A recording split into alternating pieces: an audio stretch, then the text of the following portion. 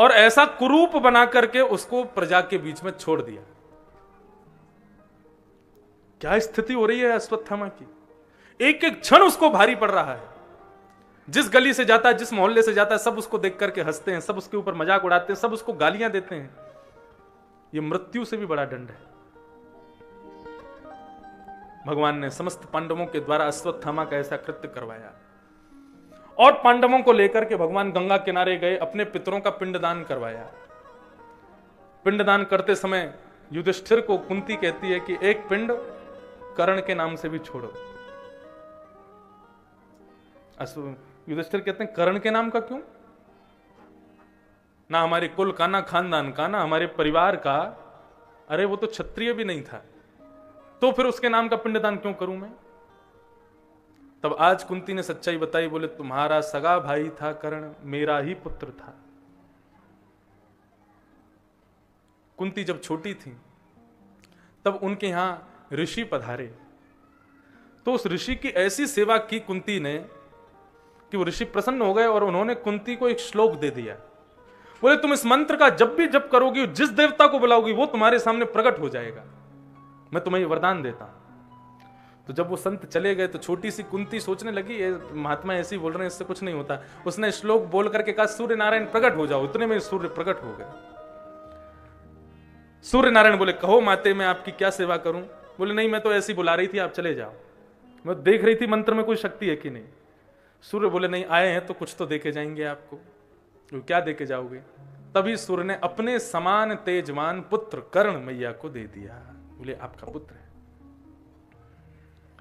लोक लाज के डर के कारण समाज क्या कहेगा, नन्ही सी बालिका और इसके गोद में बालक किसका है, किसको बताऊंगी मैं? लता पत्रों में लपेट करके एक डलिया में बिछा करके पुत्र को और उन्होंने यमुना में प्रवाहित कर दिया।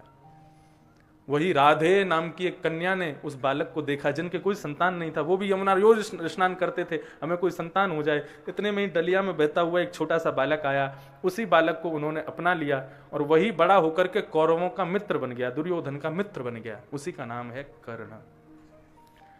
कर्ण कुंती का बेटा है, ये केवल 3 लोग जानते थे। कर्ण खुद जानता था, कुंती जानती थी और भगवान कृष्ण जानते थे। लेकिन फिर भी बताया क्यों नहीं गया, उसके पीछे बहुत बड़ी कथा है। ये सहस्त्र बाहु सहस्त्र कवच नाम का एक राक्षस था पहले, वो नाम मुझे याद नहीं आ रहा, लेकिन इसके पास सहस्त्र कवच थे। और किन के साथ युद्ध कर रहा था? बद्रीनाथ में नर नारायण, यानी अर्जुन और कृष्ण ही नर नारायण है बद्रीनाथ में, उनके साथ इसका युद्ध चल रहा था। सूर्य भगवान ने इसको 1000 कवच दिए थे, बोले जब तक ये 1000 कवच हैं तुम्हारी मृत्यु नहीं होगी। जैसे ही 1000 कवच कट जाएंगे, मतलब 1000 बार मर जाओगे, तब तुम्हारी मृत्यु होगी। तो 999 बार नर और नारायण ने उसके 999 कवचों को काट दिया। जब अंतिम कवच रहा तो वही राक्षस दौड़ करके सूर्य के पास जाके छुप गया और उसी बालक को कर्ण के रूप में सूर्य ने कुंती को प्रदान किया। भगवान बोले यदि अब की बार नहीं मारा गया तो यही फिर प्रचंड राक्षस बन जाएगा। इसलिए भगवान ने किसी को नहीं बताया कि कुंती का बेटा है। और महाभारत युद्ध में विपक्ष में होकर के उसकी मृत्यु हुई है। उसका अंतिम कवच स्वयं इंद्र ने आकर के मांगा। दानवीर था, ब्राह्मण कुछ भी मांग ले तो दे देता था। इंद्र ब्राह्मण का रूप धारण करके आया और बीच रणभूमि में आ गया, आकर के कहता कर्ण हमको दान दो। बोले क्या चाहिए बताओ? सारथी पकड़ रहा है पैर कर्ण के, बोले कि रणभूमि में किसी को दान नहीं देना महाराज, मना कर दो, मैं नहीं दूंगा। कर्ण के नेत्रों से अश्रुधार बहने लगती है। अपने सारथी को कर्ण कहते हैं, बोले तू किससे बचा रहा है मुझको? इन पांडवों से?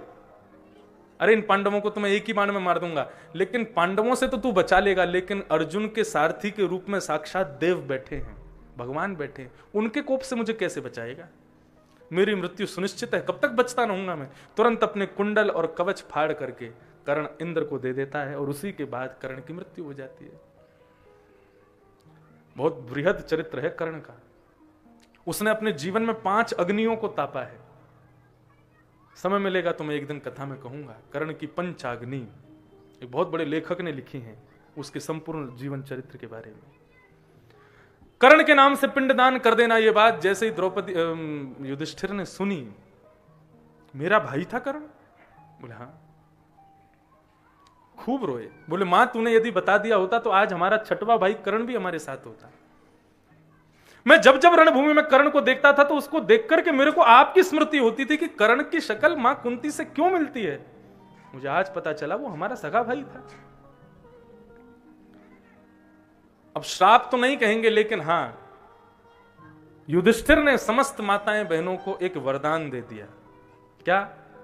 कि आपके गले में गलकंठिका नहीं हुआ करेगी, जिसके कारण आप अपने हृदय की गंभीर से गंभीर बात को भी छुपा नहीं पाओगे, किसी से तो जाके कहना ही पड़ेगा। यदि युधिष्ठिर ने ऐसा वरदान माताओं को नहीं दिया होता तो कब का प्रलय आ जाता पृथ्वी पर। बड़े बड़े घर के गंभीर विषय को भी माताएं नहीं तो अपने घुट घुट के पुरुष अपने भीतर रख सकते हैं बात को। संपूर्ण जीवन 100 वर्ष तक ऐसा भी हो सकता है कि पुरुष कोई बात को ना कहे, लेकिन मां अपने अंदर नहीं रख सकती, उसको कहना ही पड़ेगा। किसी ना किसी से बोलेगी तभी उसका हृदय शांत होगा, नहीं तो नहीं होगा। चाहे बहन से कहे, बेटी से कहे, मित्र से कहे, रात में पति से कह दे, घर के नौकर से कह दे, किसी से भी कह दे, कहेगी जरूर। और कह के ये जरूर कह दे कि मैंने तुमको बता दिया, तुम किसी को मत बताना। तो मेरे हिसाब से तो ये वरदान है माताओं को, वो कुछ नहीं छुपा पाती। भगवान ने समस्त पांडवों को खुश कर दिया। अब भगवान बोले अब मुझे आज्ञा दो, मैं वापस द्वारिका जाऊं। सब कुछ हो गया। जैसे ही भगवान द्वारिका प्रस्थान करने लगे, अपने बदले की आग में जल रहा अश्वत्थामा, उसने तुरंत ब्रह्मास्त्र को अभिमंत्रित किया और कहा कि अब भी पांडवों का एक वंशधर बचा है। कौन? अभिमन्यु की पत्नी के गर्भ का बालक। उसको जन्म लेने ही नहीं दूंगा, गर्भ में मार दूंगा तो पांडवों का वंश यहीं खत्म हो जाएगा। जैसे ही अश्वत्थामा ने ब्रह्मास्त्र छोड़ा, भगवान रथ पर बैठ करके द्वारिका को जा रहे थे, इतने में ही सूर्य के समान दूसरा तेज दिखने लगा। भगवान बोले ये ब्रह्मास्त्र किसने छोड़ा? तभी दूर से दौड़ती हुई आ रही है। कौन? अभिमन्यु, जो कि चक्रव्यूह में मारा गया, उसकी पत्नी, भगवान अर्जुन की बहू उत्तरा। उसके गर्भ में बालक है, रोती हुई आ रही है। पाहि पाहि महायोगिन देव देव जगतपते, नान्यम तद भयम पश्ये यत्र मृत्यु परस्परम। मेरी रक्षा करो प्रभु, ये ब्रह्मास्त्र मेरे शिशु को मारने के लिए छोड़ा गया है अभिमन्यु अश्वत्थामा के द्वारा, आप मेरे बालक की रक्षा करो। भगवान एक रूप से बाहर खड़े हैं, दूसरे रूप से बहुत सूक्ष्म रूप धारण किया और उत्तरा की नासिका से गर्भ में प्रवेश करके भगवान ने अपने सुदर्शन, अपने गदा को इतनी तीव्र गति से घुमाया, इतनी तीव्र गति से घुमाया, उस बालक के चारों ओर गदा को घुमाने लगे। उस गदा के प्रभाव से अत्यंत बलशाली ब्रह्मास्त्र भी नष्ट हो गया, शांत हो गया और उस गर्भस्थ शिशु की रक्षा हो गई। यही गर्भ का बालक कौन है? परीक्षित। यही परीक्षित। इस दृश्य को किसने देखा? किसी ने नहीं देखा, केवल कुंती ने देखा, भगवान की भुआ ने देखा। श्री सूरदास जी महाराज एक पद गाते हैं, कभी भी जीवन में विपत्ति आवे, कभी भी जीवन में संकट आवे तो भगवान से यह नहीं कहना चाहिए कि आप इस संकट को दूर करो। क्या कहना चाहिए? श्री सूरदास जी का भाव है,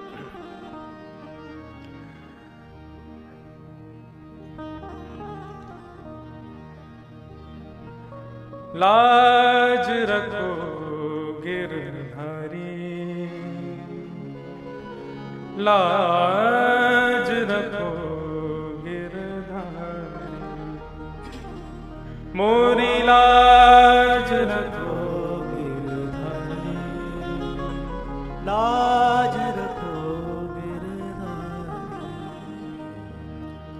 जैसी लाज राखी अर्जुन की, जैसी लाज रखी अर्जुन की, जैसी लाज राखी अर्जुन की, जैसी लाज राखी अर्जुन की।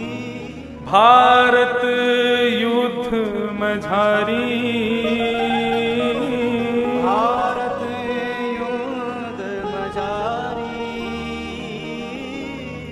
सारथी हो के रथ को हांक्यो, सारथी हो के रथ को हांक्यो, सारथी हो के रथ को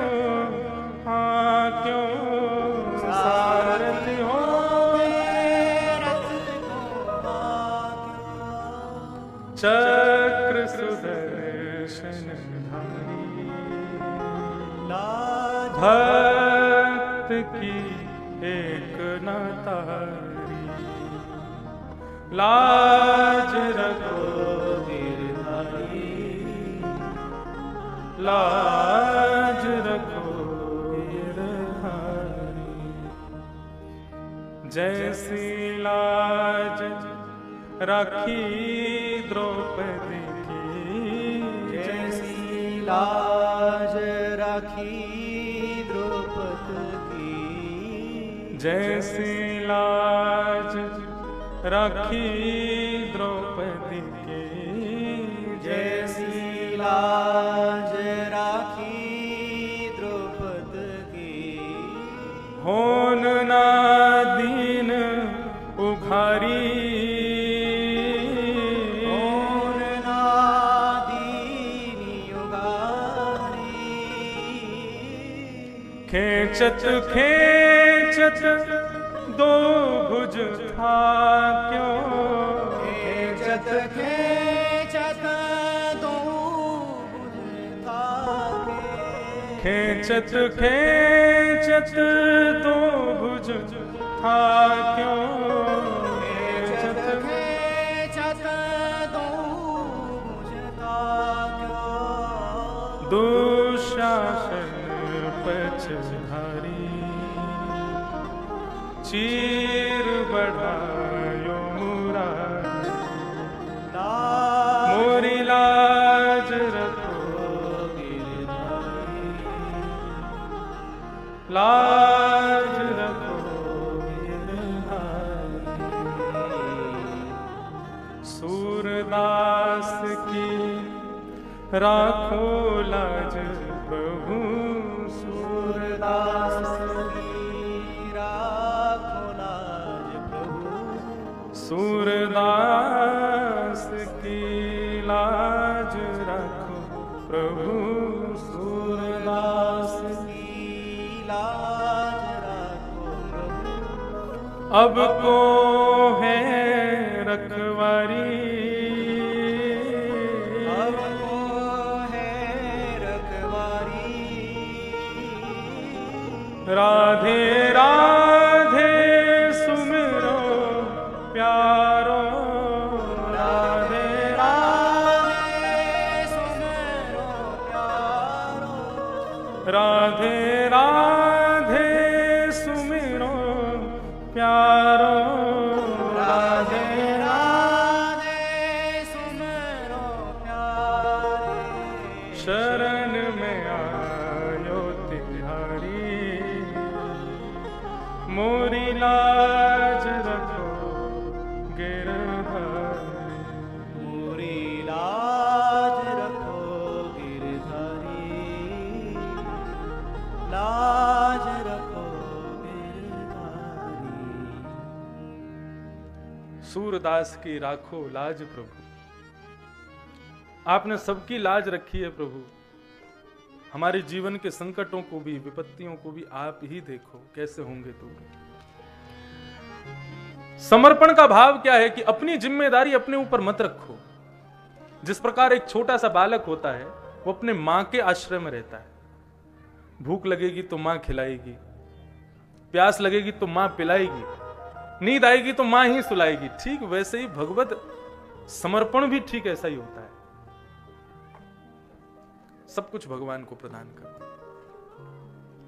उत्तरा के गर्भस्थ शिशु की भगवान ने रक्षा की। इस दृश्य को कुंती ने देखा और भगवान रथ में बैठ करके जैसे ही द्वारिका को पुनः निकलने लगे तो कुंती ने आकर के घोड़े रोक लिए और भगवान से आके कहती, अब बस बहुत हो गया, अब नहीं रह सकती मैं। बोले क्या हो गया बुआ, ऐसे क्यों कर रही हो?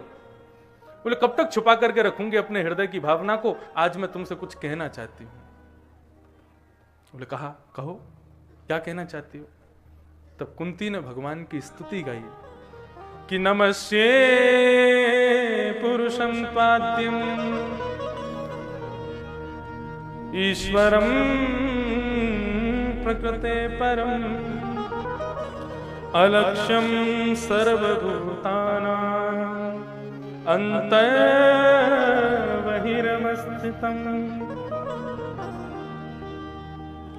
नमस्ये पुरुषम त्वाद्यम ईश्वर प्रकृते परम। सावधानी से सुनिएगा। नमस्ये भगवान की ओर देखकर के कुंती कहती है कि मानव भगवान को क्या दे सकता है? कुछ नहीं, केवल एक वस्तु, क्या? नमस्कार, बस।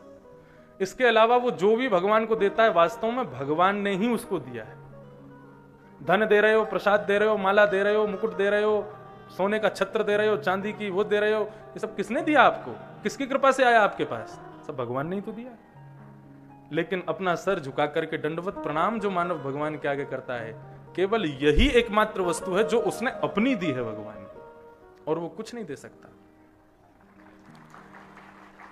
अलक्ष्यम सर्वभूतानाम अंतर वहिरवस्थितम। हे प्रभु, आप सभी प्राणी मात्र के हृदय में निवास करते हैं और बाहर भी निवास करते हैं, लेकिन माया के कारण आप दिखते नहीं हैं। क्यों नहीं दिखते भगवान? तब दूसरे श्लोक में कुंती बता रही है भगवान कभी दिखते क्यों नहीं है? यत्र तत्र सर्वत्र, तो फिर दिखाई क्यों नहीं देते? तब कुंती कहती है कि माया जमनिका छन्न माज्ञादोक्षजमव्ययम् न लक्ष्यसे मूढ़दृशा नटो नाट्यधरो यथा। भगवान हमें दिखते क्यों नहीं है? सुन लीजिए सब लोग। कठपुतली का नृत्य देखा है कभी? नहीं देखा तो उसके बारे में सुना तो होगा। कभी राजस्थान जाओ तो देखना कठपुतली का नृत्य कैसे होता है। एक काला पर्दा होता है और वहां दो गुड्डा गुड़िया बैठे होते हैं। अचानक से वो खड़े होकर के नाचने लगते हैं, रोने लगते हैं, हंसने लगते हैं, बैठने लगते हैं, ब्याह कर लेते हैं, बालक भी हो जाते हैं, सब हमारे सामने दिखने लगता है। लेकिन वास्तव में क्या उस दिखने वाले गुड्डे गुड़िया में कोई प्राण है? नहीं है। कैसे नाचते हैं? बोले उसके शरीर का प्रत्येक अंग में धागा है, वो धागा हमको दिखाई नहीं देता। वो धागा इस प्रकार पीछे एक रोड पे से पीछे जाता है और पीछे एक आदमी की उंगलियों में वो धागे होते हैं। वो अपनी उंगलियों को जैसे जैसे चलाता है वैसे वैसे वो करता है। जब उसको हंसाने का मन होता है तो हंसा भी देता है, जब उसको रुलाने का मन होता है रुला देता है, जब मारने का मन होता है मार देता है, सुलाने का मन होता है सुला देता है, उठाने का उठा देता है। कुंती कह रही है ठीक उसी प्रकार प्रत्येक जीवात्मा एक कठपुतली है और उसका प्रत्येक अंग भगवान की उंगलियों में बंधा हुआ है। भगवान जैसे चलाते हैं चलता है, जैसे सुलाते हैं सोता है, जैसे कराते हैं करता है, जो कराते हैं वो भगवान के द्वारा किया जाता है। भगवान क्यों नहीं दिखते? बोले जिस प्रकार कठपुतली और उस इंसान के बीच में एक काला पर्दा है, ऐसे भगवान और जीवात्मा के बीच में माया है। ये माया किसको कहते हैं? माया किसको कहते हैं? ये संसार के लुभावनी वस्तु सब माया हैं।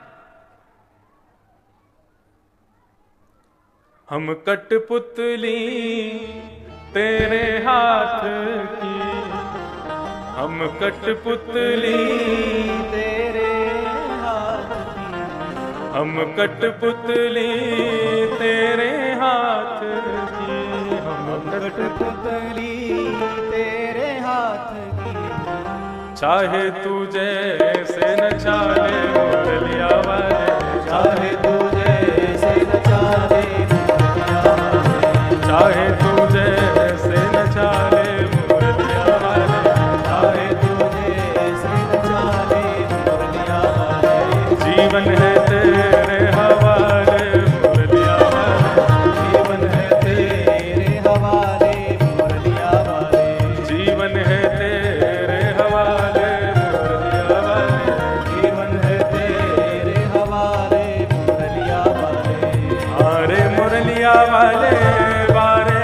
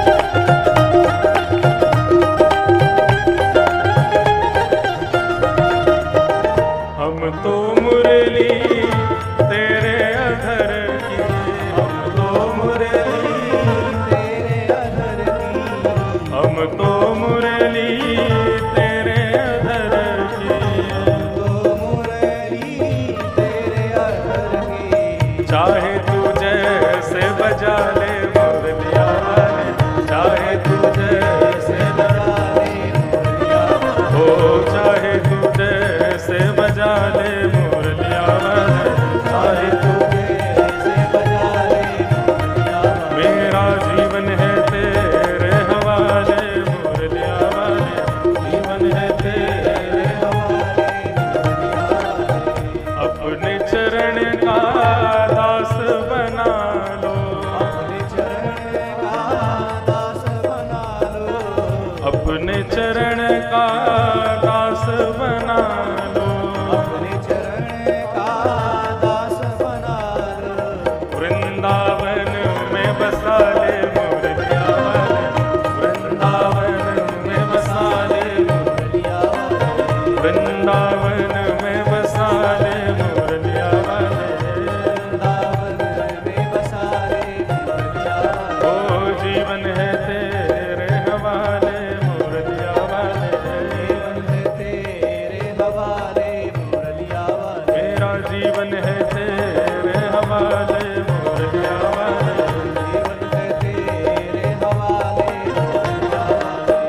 मेरे अपने हुए बेगाने, मेरे अपने हुए बेगाने, मेरे अपने हुए बेगाने, मेरे अपने हुए बेगाने।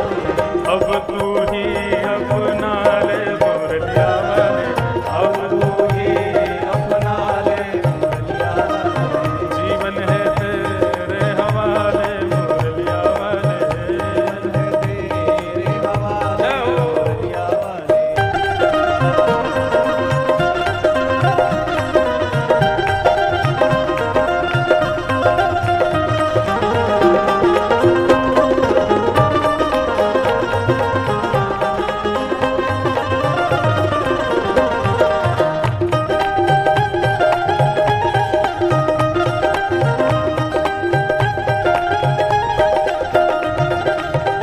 चंद्र सखी नख बाल कृष्ण छवि, चंद्र सखी भजन बाल कृष्ण छवि, चंद्र सखी भज बाल कृष्ण छवि, चंद्र सखी भजन बाल कृष्ण छवि। चरणों का दास बना ले मुरलिया वाले, चरणों का दास बना ले मुरलिया वाले, जीवन है तेरे हवाले मुरलिया वाले, जीवन है तेरे हवाले मुरलिया वाले, मेरा जीवन है तेरे हवाले मुरलिया वाले, जीवन है तेरे हवाले मुरलिया वाले, मेरा जीवन है तेरे हवाले मुरलिया वाले, जीवन है तेरे हवाले मुरलिया वाले, मेरा जीवन है तेरे हवाले मुरलिया वाले। मेरा जीवन है तेरे हवाले मुरलिया वाले। बोल बाल कृष्ण लाल की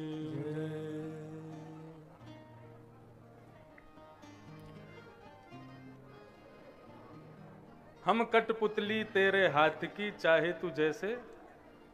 अपने आप थोड़ी नाच रहे हैं, भगवान नचा रहे हैं, यही भाव है। आपको पता है भक्तों के लक्षण क्या हैं? सब माताएं अब बातें बंद करो, कथा सुनो। हम इसलिए भी भजन नहीं गाते अपनी कथाओं में, क्योंकि सबको फिर बात करने का मौका मिल जाता है। भगवान का परिचय तो हजारों जगह है, लेकिन वास्तविक भक्त का परिचय क्या है? और उस भक्त का परिचय भगवान से अच्छा कोई दे नहीं सकता। भगवान से ही पूछा गया कि आपके भक्त का लक्षण क्या है, उसके परिचय क्या है, हमें बताओ। तो भगवान कह रहे हैं कि वागद्गदा द्रवते यश्च चित्तम रुदत्य भिक्षणम हसति क्वचिच्च विलज्ज उद्गायति नेत्यते च मद्भक्ति युक्तो भुवनं पुनातु। वास्तविक भक्त के लक्षण क्या हैं? इसको हम संसारी लोगों की भाषा में तो पागलपन कहा जाएगा, लेकिन भगवान की भाषा में ये भक्त है। कौन? पहला लक्षण बोले बाग गदगदा, बोलते बोलते बोलते कंठ भरावे जिसका।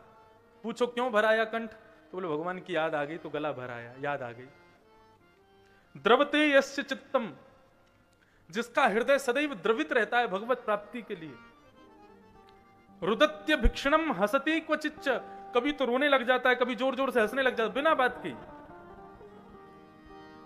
बिना बात के का मतलब यह है कि वो भक्त होना चाहिए। ऐसे बिना बात के कोई भी हंसेगा, कहीं भी रोने लग जाएगा तो फिर उसको दिखाना चाहिए डॉक्टर को जाके। लेकिन वास्तव में भगवत भक्त है, भगवान की कथा सुनता है तो बैठे बैठे नेत्र बंद करके रुदन प्रारंभ हो जाता है, बैठे बैठे हंसना शुरू कर देता है। रुदत्य भिक्षणम हसती क्वचिच्च। और मेरे भक्त का लक्षण क्या है? बोले विलज्ज उद्गायति नृत्य तेज। बोले लोग क्या सोच रहे होंगे, ये सारी लाज परंपरा मर्यादा शर्म छोड़ करके, विलज्ज लज्जा को छोड़ के, उद्गायत नृत्य तेज, जोर जोर से गाने लगे, जोर जोर से नृत्य करने लग जाए। नारद उसको देख करके समझ जाना मद भक्ति युक्तो, वो मेरा भक्त है। भुवनम पुनातु, वो पूरे भुवन को पवित्र करने के लिए पृथ्वी पर गया है। मीराबाई भी ऐसी थी। एक बार जोर जोर से गा रही थी कोई कीर्तन, इतने में ही एक संगीत का ज्ञाता आया और ज्ञाता आकर के उसने सुना कि अरे राम राम, यहाँ तो राग बेराग हो रहा है, राग गलत गाया जा रहा है। इतने में ही उन्होंने एक कागज कलम से एक बोर्ड पे लिखा राग में गाइए, और राग में गाइए उस बोर्ड को ले लेकर के कीर्तन में उछलने लगे। राग में गाइए, राग में गाइए। मीराबाई की दृष्टि पड़ी, बोले ये कौन आ गया तानसेन। इतने में ही उन्होंने कलम उठाया और राग में गाइए, राग की आगे उन्होंने अनु लिख दिया। तो क्या बन गया? बोले अनुराग में गाइए, अनुराग में गाइए। अनुराग मतलब भाव से गाइए। ऐसी श्री मीराबाई। तो यदि कोई प्रेम भाव से बढ़िया नृत्य कर रहा है, कैसे भी कर रहा है, उसको यही समझो ये मद भक्ति युक्त हो। भगवान कह रहे हैं मेरा भक्त है वो। कुंती ने भगवान की स्तुति गाई और स्तुति के माध्यम से भगवान से एक प्रार्थना करती हैं। कुंती ने अपना झोला फैलाया, अपनी साड़ी का पल्लू आगे किया, बोले कुछ वरदान दे दो, आप भगवान हो। भगवान बोले बुआ उल्टी गंगा बहा रही हो, भतीजे को भगवान कह रही हो। बोले मैं सब जानती हूं तुम भगवान हो। बोले कैसे पता? बोले अभी अभी उत्तरा के गर्भ में प्रवेश करके आपने बालक की रक्षा की, मैंने देखा। महाभारत युद्ध में आप किस प्रकार युद्ध कर रहे थे, मेरे 500 बालकों को बचा रहे थे, मैंने देखा। प्रत्येक स्थिति का मैंने दर्शन किया है और मुझे पूर्ण विश्वास है कि आप ईश्वर हो। आप ईश्वर हो, इसलिए मेरी झोली में अब कुछ वरदान दे दो। भगवान बोले ठीक है, मांगो क्या चाहिए। बोले पहले वचन दो, जो मांगूंगी सो दोगे। भगवान बोले वचन दे रहे हैं, जो मांगोगी सो देंगे। तब कुंती ने भगवान से वरदान मांगा। विपद सन्तु नः सस्वत् तत्र तत्र जगद्गुरो भवतो दर्शनं यत् स्यात् अपुनर्भव दर्शनम्। ठाकुर जी आप कुछ देना ही चाहते हैं तो एक वरदान दे दीजिए। बोले क्या वरदान चाहिए? बोले पूरे विश्व में जितनी भी विपत्तियां हैं, जितने भी कष्ट हैं, जितने भी दुख हैं, वो सब इस कुंती के जीवन में आ जाएं, बस ये कृपा कर दो। आप लोग कभी मांग सकते हो भगवान से ऐसा, लेकिन कुंती मांग रही है। भगवान ने कहा कुंती ऐसा क्यों मांग रही हो? तुम्हारे जीवन में सुख था ही कब? आज तक तुमने दुखी दुख सहे। ब्याह हुआ तो ऐसा पति मिला कि उसको पीलिया का मरीज, और उसको भी श्राप लगा हुआ था, अपनी पत्नी के पास ज्यादा समय रहोगे तो तुमको मृत्यु हो जाएगी। ये बालक भी सब तुम्हारे नहीं है, देवताओं के द्वारा प्रदत्त किए गए हैं। इन बालकों को पाल पोस करके बड़ा किया, इनके पिता के राज सिंहासन को दिलाने की कोशिश की तो तुमको वन जाना पड़ा। 12 वर्ष के लिए वन हो गया, अज्ञातवास। और उसके बाद में भी महाभारत युद्ध हुआ, इतनी पीड़ा सही तुमने, लाक्षा भवन में जलाने का प्रयास किया, इतने संकट जीवन में आए, और आज जब तुम्हारे जीवन में सुख आया है, तुम्हारे पुत्र के सिर पर एक राज मुकुट विराज रहा है, तुम्हारे जीवन में खुशियां आई हैं, और तुम फिर से मेरे से दुख मांग रही हो, क्यों? कुंती भगवान से कहती है तुम कन्हैया मानते हो कि कल तक मैं दुखी थी और आज सुखी हूं? बोले हाँ मैं मानता हूं, कल तक तुम दुखी थी, आज सुखी हो। तो बोले वही बात कह रही हूं, कल तक मैं दुखी थी तो तुम हमारे साथ में खड़े थे, और आज मैं सुखी हुई हूं तो तुम द्वारिका हमें छोड़ के जा रहे हो। जिस दुख में तुम हमारे साथ खड़े रहो वो दुख हमें बार बार चाहिए, और जिस सुख को मिलने के बाद तुम छोड़ के चले जाओ, वो सुख नहीं चाहिए कन्हैया। भगवत स्मरण सुख में नहीं होता। भगवान की जो वास्तविक हृदय की पीड़ा से जो याद हम भगवान को करते हैं, वो कब करते हैं? जब बहुत संकट जीवन में आते हैं, तब जो आर्तनाद भगवान का हमारे मुख से निकलता है, वो वास्तविक भगवत स्मरण है। संपत्ति को संपत्ति नहीं कहते, विपत्ति को विपत्ति नहीं कहते। भगवान को भूल जाना ही सबसे बड़ी विपत्ति है, और भगवान की याद बने रहे यही सबसे बड़ी संपत्ति है आपके पास। कुंती ने जब भगवान से विपत्ति मांगी, भगवान ने अपने हृदय से लगा लिया कुंती को। बोले बुआ तू चिंता मत कर, मैं भले ही इस रूप में तेरे पास ना रहूं, लेकिन निरंतर जब भी तू नेत्र बंद करेगी मुझे अपने पास पाएगी, और मैं जब भी अपनी लीला पूरी करके जाऊंगा तुझे अपने संगी ले जाऊंगा, तू चिंता मत कर। लेकिन अब तेरी भी बहुएं हैं द्वारिका में, मेरे भी छोटे छोटे बालक हैं, उनको भी मेरी याद आ रही है, तो मुझे जाना चाहिए। कुंती ने स्तुति गाई, भगवान रथ में बैठ करके अब द्वारिका को निकले तीसरी बार। जैसे ही निकले तो फूट फूट कर रोने लगा। कौन? युधिष्ठिर। भगवान बोले अब तुम क्यों रो रहे हो, तुम्हारी पीड़ा क्या है? तब युधिष्ठिर कहता है, बाल द्विज स्वहन मित्र पितृ भ्रातृ गुरुद्वह नमेश्या निर्यान मोक्षो यपि वर्षायुतैः। मैंने छोटे छोटे बालकों को अनाथ कर दिया, कितनी माताओं के पतियों को मार के उनको विधवा कर दिया मैंने। महाभारत युद्ध करके मैंने बहुत बड़ा पाप किया है, मुझे अब नरक जाने से कोई नहीं रोक सकता। भगवान सिर पे हाथ रख के बैठे हैं, बोले पूरा महाभारत हो गया, सब काम हो गए, अब जाके इसको याद आ रही है कि इसने पाप किया है। अब इसको कैसे समझाऊं?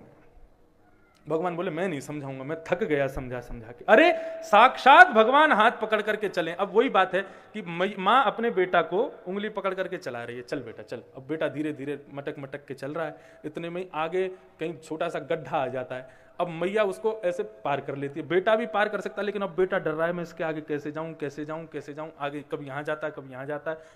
तो कई बार बालक होते हैं वो पानी और कोई गड्ढा हो तो उससे देख के डर जाते हैं।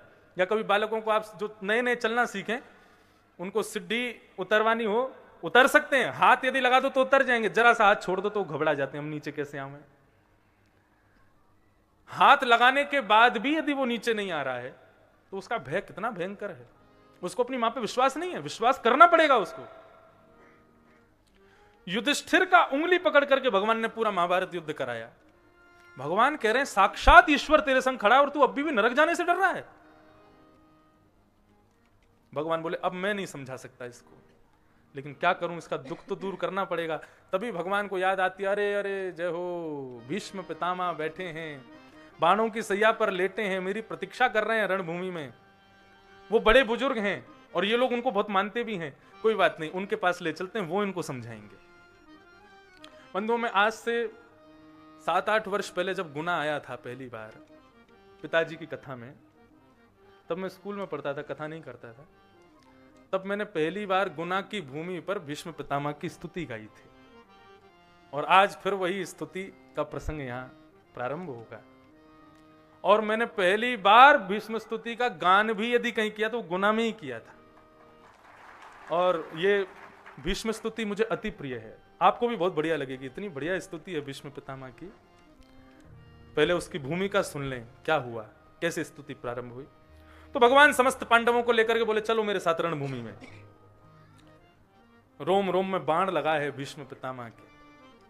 अभी तक भीष्म पितामह को कुरुवंश के पक्षधर मान करके जिन जिन लोगों ने गलत समझा, उनकी दृष्टि बदल जाएगी आज। भीष्म पितामह गलत नहीं थे। कैसे थे भीष्म पितामह? रोम रोम में बाण लगा है, मरे नहीं अभी तक, उनको इच्छा मृत्यु का वरदान था भीष्म पितामह को। क्यों? भीष्म पितामह के पिता का नाम शंतनु। शंतनु एक बार गंगा के किनारे विचरण कर रहे थे, तभी उन्होंने एक सुंदर कन्या को देखा, उसका नाम था मत्स्यगंधा, और उसी को फिर सुगंधा नाम भी दिया गया। उसको देख करके श्री शंतनु महाराज मोहित हो गए, बोले इससे हमको ब्याह करना चाहिए। उसको जाके बोले, पहले राजाओं की बहुपत्नियां हुआ करती थी, उसको जाके बोले तुम हमसे ब्याह कर लो, तुम इतनी सुंदरी हो। मत्स्यगंधा बोली मैं अपने पिता की आज्ञा के बिना नहीं कर सकती, आप मेरे पिता से पूछ लो। उसके पिता मछुआरे थे। वो पूर्ण कथा और भी बड़ी है कि मत्स्यगंधा ये देव कन्या है, ये एक मछुआरे की बेटी नहीं, मछली के गर्भ से जन्म हुआ था इनका। इनमें से मछली की गंध आती थी, इसलिए इनका नाम मत्स्यगंधा था। लेकिन श्री पराशर ऋषि के आशीर्वाद के बाद में इनके अंदर से सुगंधी आने लगी तो नाम सुगंधा पड़ गया। एक मछुआरे ने इनको मछली के गर्भ से निकाला, इसलिए वो मछुआरे को ही अपना पिता मानती थी। संतनु ने राजा ने जाकर के मछुआरे से कहा कि आप अपनी बेटी का ब्याह हमसे करा दो। बोले आप तो राजा संतनु हैं। बोले हाँ। बोले मैं नहीं कराऊंगा। क्यों? आपकी बड़ी पत्नी गंगा के पुत्र हैं। कौन? भीष्म। मेरी बेटी से ब्याह कर लोगे तो राजा किसको बनाओगे, मेरी बेटी के बच्चों को कि बड़ी पत्नी के पुत्र को? संतनु ने कहा भाई देखो, विधि का विधान, बड़ी पत्नी के पुत्र ही राजा बनेगा, और भीष्म से अच्छा राज शासन संभालने वाला और कोई नहीं है। तो बोले मेरी पत्नी के पुत्रों को मैं दासी बनता हुआ देखूं, दास बनता हुआ देखूं, ये मुझे स्वीकार नहीं, मैं ब्याह नहीं कराऊंगा। संतनु राजा दुखी होकर के लौट के अपने सिंहासन पर आकर के राजमहल में आके बैठे थे, तभी भीष्म पहुंच गए। पिताजी आप दुखी क्यों हैं? तब उन्होंने कहा कि इस प्रकार सुगंधा के पिता ने ब्याह करने से मना कर दिया है। उनकी शर्त है कि उसके पुत्र जो होंगे वही राजा बनने चाहिए। ये कैसे संभव है? बड़े पुत्र तो तुम हो, तुम्हारा राज सिंहासन है। भीष्म पितामह ने तुरंत गंगा जल हाथ में ले लिया। बोले मैं प्रतिज्ञा लेता हूं अपनी पिता की प्रसन्नता के लिए और अपनी छोटी मां की प्रसन्नता के लिए इस राज सिंहासन पर कभी नहीं बैठूंगा। जीवन पर्यंत ब्रह्मचर्य का पालन करूंगा और छोटी मां की जितनी संतान होंगी उन सबकी सेवा ही करूंगा, यही मेरा धर्म है। भीष्म पितामह की प्रतिज्ञा को सुन करके उनके पिता ने प्रसन्न होकर उनको वरदान दे दिया। क्या? बोले बेटा तुझे इच्छा मृत्यु का वरदान है। जब तक तेरी इच्छा नहीं होगी, कितने भी प्रचंड बाण मार दिए जाएं, कितनी भी तलवारों से तेरे शरीर का छेदन कर दिया जाए, तेरी मृत्यु नहीं होगी जब तक तेरी इच्छा नहीं होगी। उसी इच्छा का आज सदुपयोग कर रहे हैं श्री भीष्म पितामह। रोम रोम में बाण लगे हैं, खूब पीड़ा हो रही है, लेकिन अब भी मृत्यु को खड़ा करके रखा है। जब तक इच्छा नहीं हो छी मत लेना मेरे को। किसकी प्रतीक्षा कर रहे हैं? बोले नंद नंदन श्याम सुंदर द्वारिकाधीश सामने आएंगे और उनको देखते हुए अपने प्राणों का परित्याग कर देंगे। यही एकमात्र सबकी जीवन की इच्छा होनी चाहिए। अंतिम श्वास निकले तो कैसे निकले? इतना तो कहना स्वामी जब प्राण तन से निकले, श्री गोविंद नाम लेकर जब प्राण तन से निकले। पीतांबरी कसी हो, मुखड़े पे एक हंसी हो, छवि मन में ये बसी हो, जब प्राण तन से निकले। इतनी मेरी अरज है, मानो तो क्या हरज है, ये आपका फर्ज है, जब प्राण तन से निकले। उस समय जल्दी आना, नानाथ भूल जाना, श्री राधे को साथ लाना, मेरे जब प्राण तन से निकले। बंधुओं, जीवन की सबसे बड़ी सार्थकता क्या है? कि हम पूरे जीवन रहे, पाप किए, पुण्य किए, अच्छा किया, बुरा किया, भला किया, क्या किया कुछ नहीं पता हमें। लेकिन हमारी भगवान से प्रार्थना केवल एक है कि जिस दिन हमारे प्राण निकलें, जिस दिन हम इस संसार को विदा होकर के जाएं, तो अंतिम श्वास जब चल रही हो, बिल्कुल अंत चल रहा हो, चाहे हॉस्पिटल में हो, चाहे कहीं हो, कैसे भी हो, उस समय प्रभु कृपा करके हमारे सामने आप प्रकट हो जाना और आपके सुंदर मुखमंडल को देखते देखते देखते देखते प्राण निकल जाएं, तो समझ लेंगे कि हमारा जीवन सार्थक हो गया। बंधुओं देखो, आओ चर्चा करें इस बात पे। भगवान अंतिम क्षण में दर्शन दें, उसके लिए हमें क्या करना पड़ेगा?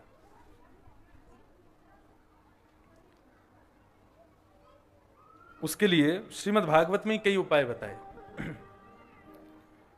पहला उपाय बताया जपात सिद्धिर जपात सिद्धिर जपात सिद्धिर न संशय। ये माला झोली है, इसमें अंदर माला है, उस माला में इतना नाम जप करो, इतना नाम जप करो, इतना नाम जप करो, इतना भगवत स्मरण करो कि भगवत स्मरण प्रत्येक क्षण आपकी श्वास में होने लग जाए और उस स्मरण को करते करते करते करते करते जब अंतिम श्वास में भी भगवत स्मरण होगा। मैंने एक महात्मा का दर्शन किया, हमारे ब्रज में रहते थे, ठाकुरदास बाबा, बहुत विलक्षण मूर्ति थे, बहुत छोटा था तब मैंने देखा था उनको। उनकी आयु जब बिल्कुल परम पद की स्थिति उनकी हो गई, तब हम उनका दर्शन करने गए तो क्या देखा, उनकी ये जो अंगूठा और ये उंगली थी ये ऐसे चलती रहते थे। वो चाहे उठें बैठें सोएं हंसें खाए पिए कुछ भी करें, उनका हाथ ऐसे ही चलता रहता था। क्यों? बोले उन्होंने इतना भगवत स्मरण किया था कि उनकी ऐसी स्थिति हो गई, अब उनको माला की आवश्यकता नहीं है, बिना माला के नाम जब चलता ही रहता है उनका। ऐसे निरंतर भगवत स्मरण जो करते रहते हैं, अंतिम श्वास जब लेते हैं और उसमें भी भगवत स्मरण होता है, तो अंतिम श्वास निकलने से पहले भगवान उनके सामने प्रकट होकर उनको दर्शन देते हैं और अपने साथ लेकर के वैकुंठ जाते हैं। अब बराह पुराण में एक प्रश्न पूछा गया कि महाराज किसी व्यक्ति ने अपने जीवन भर खूब नाम जप किया हो, लेकिन अपने अंतिम क्षण में, अपने अंतिम श्वास में वो भगवत स्मरण किसी कारणवश ना कर पावे, तो क्या ऐसे व्यक्ति के जीवन भर के किए गए नाम जप का उसको कोई फल नहीं मिलेगा? जिसने खूब भगवान के नाम गाए, खूब कथाएं करवाई, खूब कथाएं सुनी, खूब तीर्थ यात्राएं करी, ऐसे खूब पुण्य अर्जित करता चला गया कोई व्यक्ति, और अंतिम क्षण में किसी कारणवश यदि भगवान का नाम वो नहीं गा पाया, तो क्या उसको मुक्ति नहीं मिलेगी? क्या उसको भगवत दर्शन नहीं होगा? तो भगवान इसका उत्तर बराह पुराण में देते हैं। बोले जिस व्यक्ति ने जीवन भर मेरी अनेकों कथाएं सुनी, मेरे अनेकों तीर्थों का दर्शन किया, मेरा खूब नाम जप किया, लेकिन ऐसा व्यक्ति अंतिम समय में यदि मेरा नाम नहीं गा पाता तो वो डरे नहीं। क्यों? क्योंकि उसके अंतिम क्षण में वो मेरा नाम नहीं गा पाता, मैं उसका नाम गा लेता, मैं उसका स्मरण कर लेता। मेरा सुमिरन हरि करें, मैं पावा विश्राम। मेरा सुमिरन हरि कर रहे हैं, इतना सुमिरन हरि का होना चाहिए, इतना सुमिरन भगवान का होना चाहिए कि हमारा सुमिरन करते करते करते भगवान को आदत हो जाए हमारी सुमिरन की, और हम आराम करें, भगवान हमारा सुमिरन करना शुरू कर दें। ये भक्ति की पराकाष्ठा। भीष्म पितामह का सुमिरन, भीष्म पितामह भगवान का सुमिरन नहीं कर रहे, भगवान ने भीष्म पितामह का स्मरण किया है और भीष्म पितामह के पास जा रहे हैं। तभी भीष्म पितामह को दूर से ही पीतांबरी लहरती हुई दिखाई देती है, चंदन की सुगंधी आ रही है, सुंदर मोर मुकुट लहरा रहा है। तभी अपनी तिरछी नजर से देखते हैं तो द्वारिकाधीश उनके सामने आ रहे हैं। धन्य भाग्य हैं भीष्म पितामह के। भगवान सामने आकर के खड़े हो गए, भगवान को देख रहे हैं, मुस्कुरा रहे हैं, हाथ जोड़ करके लेटे हुए हैं भीष्म पितामह, और भगवान की स्तुति गाना चाहते ही थे कि पांडवों ने कहा ये स्तुति गा करके प्राण निकाल देंगे, और हम जो भयभीत हो रहे हैं, हमारे हृदय में जो संशय उत्पन्न हो रहे हैं, उनको कौन दूर करेगा। तुरंत पांडवों ने भीष्म पितामह के चरण पकड़ लिए और रोते हुए पांडवों को देख करके भीष्म पितामह कहते हैं, युधिष्ठिर रो रहे हो तुम? भीम, नकुल, सहदेव, अर्जुन, तुम लोग रो क्यों रहे हो?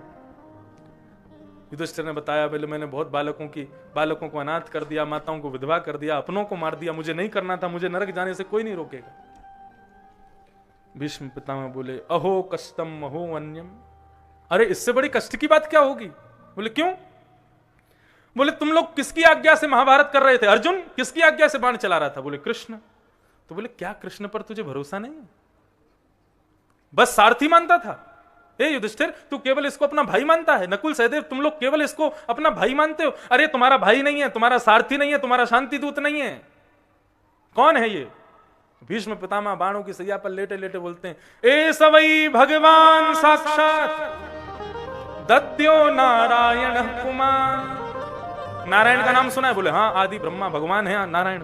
बोले ये नारायण ही तो कृष्ण है। अरे हम तो इनके हाथों मर करके प्रसन्न हो रहे हैं कि हमको मुक्ति मिलेगी, क्योंकि इन्होंने मारा, और इनकी आज्ञा में तुमने पूरा महाभारत युद्ध किया, अब भी संशय कर रहे हो कि तुमको नरक जाना पड़ेगा। विश्वास नहीं करते हो इनके ऊपर। तब श्री युधिष्ठिर जी ने 5 धर्म बताए, याद रखिएगा इन 5 धर्मों को। दान धर्मान, राज धर्मान, मोक्ष धर्मान, विभागस, स्त्री धर्मान, भगवत धर्मान, समासभ्यास योगितः। पहला धर्म दान धर्म। दान धर्म के विषय में श्री युधिष्ठिर जी कहते हैं, श्रेष्ठ दान किसका? बोले दान श्रेष्ठ वही है जो आपने किसी को दिया और किसी के पास जाकर के वो कभी खत्म नहीं हुआ, उस दान को श्रेष्ठ मानो। इस दान की श्रृंखला में धन नहीं आएगा। धन आपने आज किसी को दिया, कल खर्च हो जाएगा। इस दान की श्रृंखला में अन्न नहीं आएगा। सुबह भोजन कराया, शाम को फिर भूख लगाएगी उसको। इस दान की श्रृंखला में वस्त्र भी नहीं आएंगे। तो फिर दान धर्म, सबसे श्रेष्ठ दान क्या है? जो सामने वाले के पास जाके कभी खत्म ना हो, कभी क्षीण ना हो। और ऐसा दान केवल और केवल ज्ञान का दान होता है। जो सामने के वाले को दे दिया आपने, उससे कभी खत्म नहीं होगा। हम जो गुनावासियों को भागवत जी देख के जा रही हैं, क्या कभी खत्म होंगी ये? यहां पर कथाएं होती हैं, इतने बड़े बड़े व्यास यहां आते हैं, वो अपनी वाणी से जो देके जाते हैं, क्या कभी कोई भूलता है उनको? वही दान श्रेष्ठ है। गोपियां गोपी गीत में कहती हैं, भुवे गृह्णन्ति ते भूरिदा जना तब कथामृतम